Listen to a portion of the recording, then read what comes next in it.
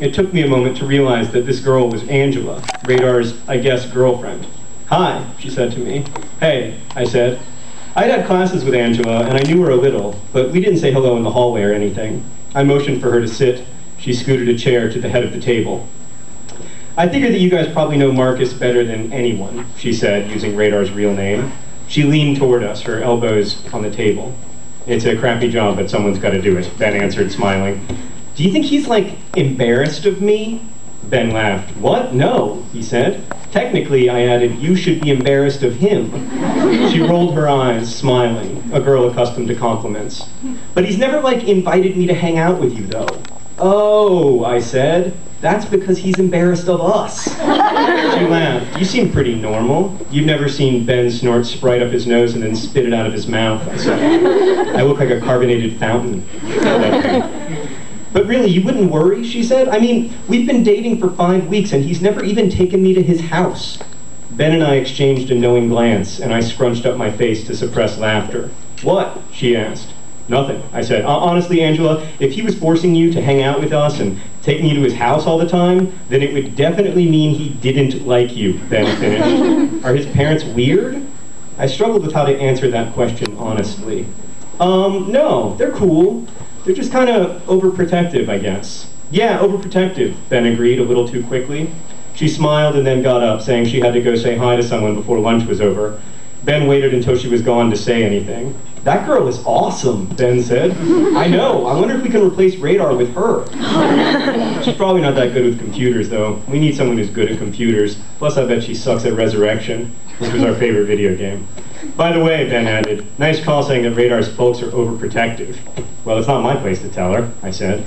"I wonder how long till she gets to see the Team Radar residence and museum," Ben smiled.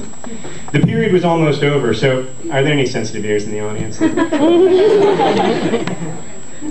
Okay, just do earmuffs.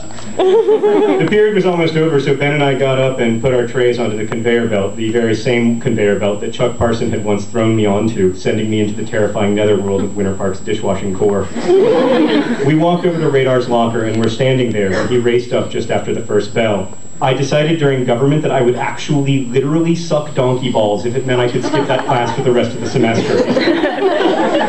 "You can learn a lot about government from donkey balls," I said. "Hey, speaking of reasons why you wish you had 4th period lunch, we just dined with Angela." Ben smirked at Radar and said, "Yeah, she wants to know why she's never been over to your house." Radar exhaled a long breath as he spun the combination to open his locker. He breathed for so long, I thought he might pass out. "Crap," he said finally. "Are you embarrassed about something?" I asked, smiling. "Shut up," he answered, poking his elbow into my gut. "It's right in the book."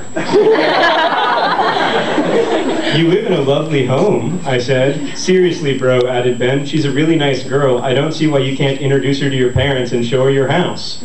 Radar threw his books into the locker and shut it. The din of conversation around us quieted just a bit as he turned his eyes toward the heavens and shouted, "It is not my fault that my parents own the world's largest collection of Black Santas."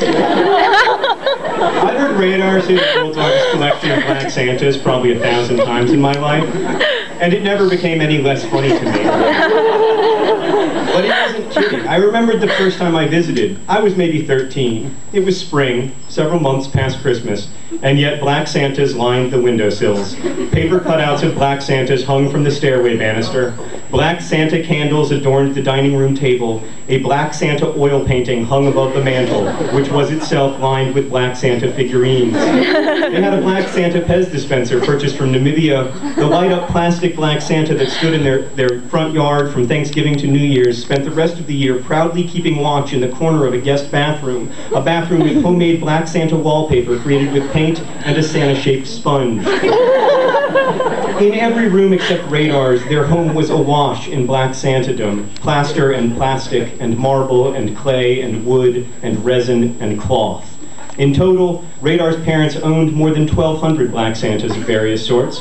As a plaque beside their front door proudly proclaimed, Radar's house was an officially registered Santa landmark, according to the Society for Christmas. "You just gotta tell her, man," I said.